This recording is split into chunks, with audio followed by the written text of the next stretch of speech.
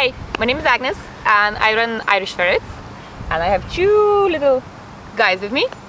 This is Abaddon and this is Migaloo, and we're part of the team of Irish Ferrets, and we do a lot of talks and shows, and we go to shows and we go outside to walk, talk about ferrets, kind of bring awareness. What are ferrets? What you're not supposed to do with ferrets and what you're supposed to do with ferrets. I got my first ferret 9 years ago, and I rescued my first ferret 8.5 years ago, and it just happened from there. Like, I saw that there was not enough information on the internet, not enough proper information on the internet. I read so many bad articles how you're supposed to keep a female ferret or a male ferret, and it just made me cringe, and I couldn't deal with that anymore. So I started my first blog, and then we moved to Facebook, and so many things happened since then. We've rescued probably close to 100 ferrets, and I'm not even doing that full time. It's just we taken whatever we can, and then we just find them a new home. My first female ferret that I got, she wasn't kind of planned.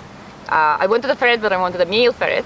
And I wanted a big, fluffy, kind of dark, stable-looking ferret like Abaddon was. And I remember I found this girl who was in Kilkenny at the time, and she said, I had 11 babies, and she was the last one, and she was albino ferret, and she was the last female in the litter. And she said, if you want to, you can take her. And I remember I begged my mom to drive me to Kilkenny, and I bought her, and then I never looked back.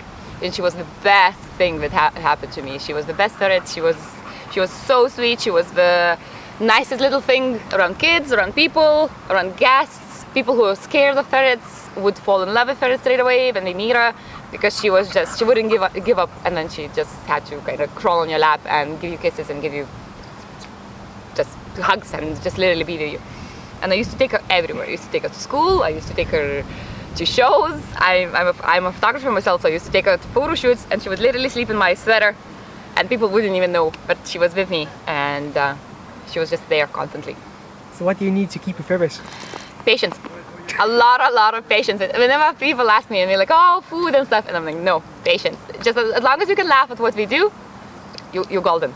Because they're gonna get into things, they're gonna get on top of the things, they're gonna destroy things that you don't want to be destroyed. We have no flowers in the house, which is fine because I don't really like flowers, but we don't have pots, we don't have any breakables on the ground because it's just in their way. And if they play, and if you want to run, and if you want to get into it, they will get into it. And they might listen to you while you're in the room, the second you leave, that thing will be destroyed. So patience, a lot of patience. And I meet people and they say, I want a ferret. I'm like, how patient are you? If I tell you all the bad things they do, if you're happy and you think that you still want one, yeah, then we'll talk about getting one. And when people meet me, they think that's how ferrets are. Because Abaddon, now he's 4 and he's very cuddly and he's a mama's boy. So he'll spend hours on my hands, and he'll spend hours cuddling with me and stuff. And they think that that's a ferret. That's what you have. Like, you buy a ferret and that's literally what you're gonna get. And that's not true. You have to get them to this level. You have to handle them a lot. You have to play with them. You have to just spend time with them. And they are happy to live on their own. I kind of prefer to have 2 or 3, but you have to think that Abaddon hated the idea of having a buddy, and we had to deal with consequences. Then I brought Migaloo home. He constantly had tried to kill Migaloo. He would grab him, he would shake him, he would try to throw him off things, and he didn't want to deal with a friend in the house, and he didn't want one. He was jealous basically, and he wanted me all the time, and he wanted to be with me, and he did not want to do anything with a second ferret.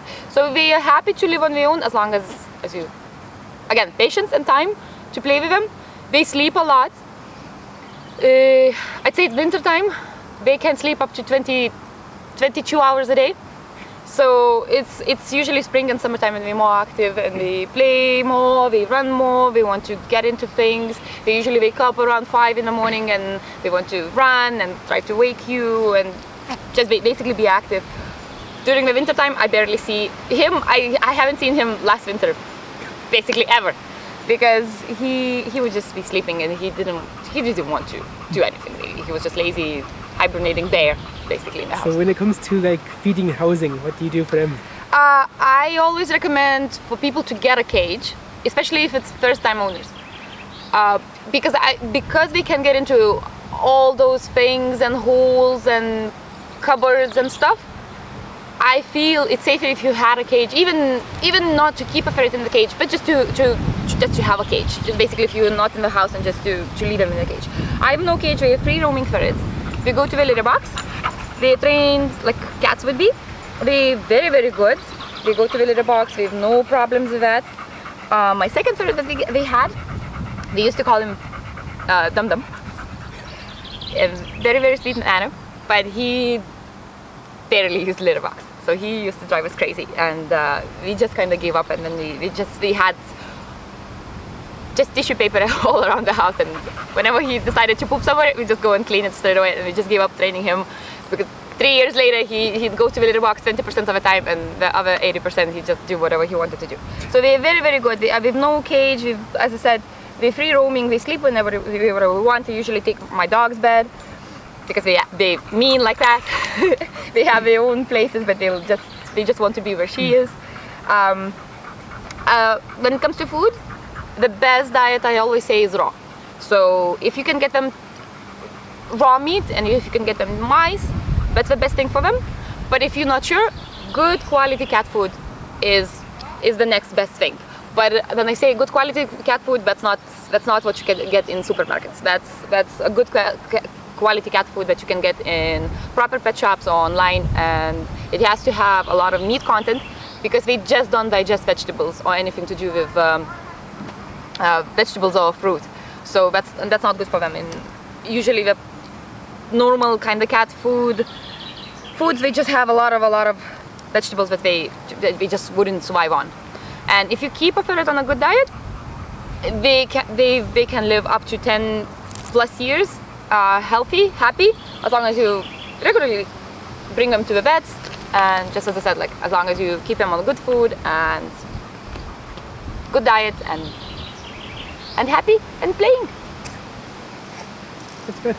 So if anyone wants to find like any more information, like where do we find you? My main kind of source where I'm always at would be on Facebook, Irish Ferrets. So just simple as that. Just go on Facebook and find Irish Ferrets. We used to have a blog, but I have so many things to do that I kind of forgot about the blog, and then I think it died out. But we're always on Irish Ferrets, and I have another girl who's in Dublin, and she's helping me to run the page. So between me or her, there's always somebody answer the questions, answer the problems. If we have rescues, we always try to find them a decent fosterer, or we'll take them in. Or there's also information on the notes about just a basic care. And if you need, you can find my phone number as well. So if you feel that you need to talk to me, you can just give me a ring, and then you can just talk to ferrets all day long, because that's what I'm good at. I can talk about ferrets all day long, non-stop. And I just wanted to introduce you to Savannah, whose cameraman has her favorite toy, so she doesn't want to stay still. But I just wanted to show people that ferrets and dogs, okay, I'll let you go. Ferrets and dogs can happily live together, and cats and ferrets can happily live together, as long as you introduce them properly. Savannah, my dog, we got her when she was 8 weeks, and then we had 3 ferrets in the house at the time. So she actually thought she was half ferret, and she was with them constantly. She used to sleep with them all the time, and we would bring her for a walk, and we would have to explain to people with other dogs, but my dog is not weird. She just lives with ferrets, and she does not know how to play with other dogs properly, because ferrets play very, very different from how the dogs play. But they can coexist in the house, and she's happy. She's actually a pushover. Ferrets always pushes her off the bed. She always steals the treats. Nigaloos tries to steal the food, and they just basically share everything, all the attention, all the treats, everything in the house, and it's just between them. So we can coexist quite happily if you have patience for Put all the ruckus in the house.